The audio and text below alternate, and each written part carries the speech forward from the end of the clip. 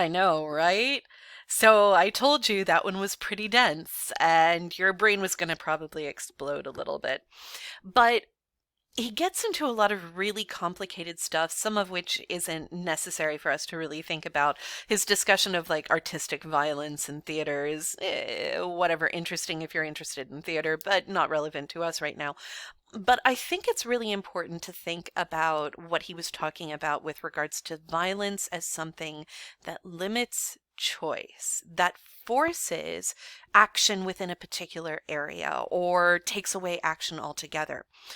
And in regards to the stuff that we've already talked about, we've discussed institutions creating path dependence, and that path dependence creates sort of the avenue for action and eliminates other possibilities, right? So, by his definition of what violence is, and you can feel free to agree with him or not, and his is a very philosophical understanding and not really what we're going to get into here with poli sci. But if we think of it that way, then the structures of the state and of institution truly are violent because they limit choice, right? They limit that free agency, that ability of people to act freely. And remember, Max Weber argued way back in Unit 1 when we first read him that the state is inherently violent, that is what the state is. It is the ability of the state to use legitimate violence. And that is what creates the modern state. So I know that that was probably a lot, and your brain might be hurting right now. I would suggest going back and watching it again in portions and taking it in small bites, because I know that one's a lot. But what I want to do now is talk a little bit about the reasons why people use violence in politics. So, first and foremost, we have to kind of remember where we came from. Remember, Weber, like I alluded to, rather famously wrote in his essay, Politics as a Vocation, wrote that the state was the legitimate monopoly on violence. That essentially what happens is when we give ourselves over to a state, individual people give up some of their freedoms. This is social contract theory, right? And some of those freedoms involve the use of violence against other people. So it is not acceptable for me to just like lean over and punch a student in the face. If I did that, I'd be arrested, and rightfully so. Instead, we give that violence to the state. The only legitimate use of violence, with very few limitations, is by the state. That sometimes this is seen as kind of a protection racket. You give us taxation money and we'll protect you. And if you don't, bad things could happen to you. That's another major theorist, Charles Tilly, who argues that, but he's kind of riffing off of Weber. However, the state never has a perfect monopoly on violence. We can say that the state is where legitimate violence lives, that we have like the military and policing forces. But the reality is that like just because the state says you shouldn't punch people in the face, doesn't mean that people obey it. So first and foremost, we have to recognize that there is always violent threat from external states. This is what war is, right? And then we also have domestic internal violence between different individuals, everything from murder and assault to other violent crimes, and usually internal violence for a state is manageable. But if a state is in a if a state is in a state, if a state is in a circumstance in which it doesn't have appropriate amounts of autonomy or appropriate amounts of capacity, then that internal violence can truly weaken the state and even lead to its collapse. Today in Mexico, one of the major reasons why we are looking at violence and Mexico linked together is the role that the cartels and the existence of interstate violence, rather intrastate violence in Mexico, and what that is doing to Mexico's autonomy and capacity and ability to act. Now, so what constitutes political violence? If we've kind of agreed that maybe violence is the limiting of choice. Like, how are we going to narrow that definition down? Because that's really broad. How are we going to narrow that definition down to just talk about political violence? So political violence is usually what we consider to be politically motivated violence outside of state control. So we're going to talk about state violence, and then we're also going to talk about political violence. So political violence is violence that is politically motivated, but it's outside of the state's area of like, this is an acceptable way to use violence. It's not war and it's not crime. Warfare is always going to involve a second state, an outside state. Don't get into terrorism right now. That's not war. We'll talk about that later. Crime is different. Crime is usually between two individuals and usually is controllable. But when you're dealing with political violence, the act of violence itself is being done as a political act. It is an act that is meant to carry out a political goal through the use of force. We could include this in a broader category of what we call contentious politics. Contentious politics are the part of political behavior that doesn't involve like making a social media post or like going and voting. It's the stuff that is broadly confrontational, the portion of political action that is confrontational. And contentious politics can include everything from full-scale revolutions to civil wars and riots. Even strikes can be considered contentious politics because people are usually publicly taking a stand in a physical way. But even peaceful protest is also a form of contentious politics. Flooding the street with a massive number of people all standing together in opposition or in favor of one thing is a big moment in terms of contentious politics. So why do people use violence to express political goals? Why not just write a letter to your congressperson? Why not vote? Why don't you just do that? Well, lots of theorists have written about this, but broadly, there are three major reasons, and they're linked together like gears, hence the image that you've got in front of you. There are three big ideas here: individual explanations for the use of political violence, ideational explanations, and institutional explanations for the use of political violence. Now, when we talk about political violence and institutions,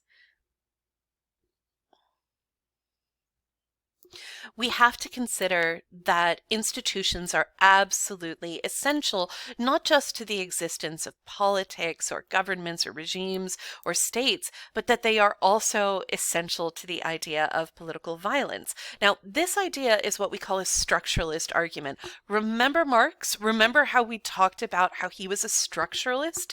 Because Marx believed that everything was down to economics. It came down to your economic structure. A structuralist understanding of political violence basically says that what we have to do is we have to look at the institutions as the engines that are underlying violent action. So you might say, well, capitalism encourages competition. Competition is inherently violent, right? And so as a result, capitalism drives violence. Or sometimes you hear this with regards to, like, when we talk about terror and the connection to fundamentalism, sometimes you hear really, really problematic arguments about a particular religion driving violence. Or Max Weber himself would say that the state drives violence. In those cases, those are all structuralist arguments. Now, there we go. Institutions could be the root of political violence because institutions contain the norms and values that we internalize. And if those norms and values encourage political violence, then that's what people are going to do. So maybe some electoral systems lend themselves to a greater degree of political violence than others. If you watched the documentary that I linked to yesterday, if you watched Our Brand is Crisis, the political system that was set up in Bolivia as of 2002, when the election was carried out, that resulted in the removal of Goni from office and then the rise of Evo Morales, who has since just been removed in Bolivia. The political system that existed was a winner take all presidential election by plurality. It was first past the post, right? And you had multiple different candidates all running and they split the vote. And so Goni wins the election with 20 something percent of the overall population. And that meant that you had nearly 80% of the overall Bolivian population who did not vote for him. So it's no surprise, therefore, that you might see political violence. So if particular structures are built in such a way, it could result in violence. Now, often when we do an institutional reading about political violence, what we're looking at is almost an attempt to universalize why violence has occurred. Like, violence is seen as having just one single root cause, and that can be a bit oversimplifying. So the assumption then can be that if you just changed the system, you would eliminate violence. Like, if your argument is that capitalism causes violence, well, then if we get rid of capitalism, we get rid of violence, right? Like, but that's overly simplistic. And those sort of responses very rarely actually answer the question. So that's some problems with a structuralist argument with regards to looking at institutions, but there are definitely things to consider there. So one really good example of a structuralist explanation for why violence occurs is, say, the American Revolution. If you are going to look at, like, why did the American Revolution occur? Well, think about the structures of taxation, the structures of mercantilism, the structures of colonialism as the forces that lead to revolution in the United States. There are definitely structuralist arguments to be made. Now, I am going to try to get through this in 15 minutes. If I don't get done with this in 15 minutes, I'm just going to leave it for tomorrow because I don't want to overwhelm you today, because today is kind of full of a lot of really big ideas. So I do want to talk a little bit about political violence and ideation now. So ideation is about, obviously, it's about ideas. So it's not about the structures out there in the world that might be driving violence, but rather on the rationale. Okay, so like, why are people thinking about political violence? So ideation is about ideas and concepts, and these ideas and concepts can be heavily institutionalized. That means that, there are formal political philosophy, they're an established religious belief, they're well adopted within broader common society, or maybe they're uninstitutionalized. They're outside of the norm. They're hanging out on the dark web. They're kind of in the shadier corners of Reddit and like all of those nonsense places. These ideas provide a worldview. They provide a diagnosis of problems. Like, they tell you why the world is the way it is, why it's broken in such ways, and it provides potential solutions and paths forward. And because of that, ideation therefore can be very seductive.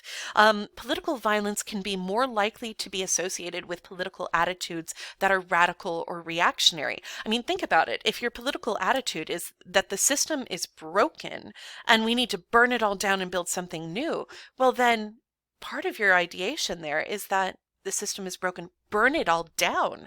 That is a violent act, right?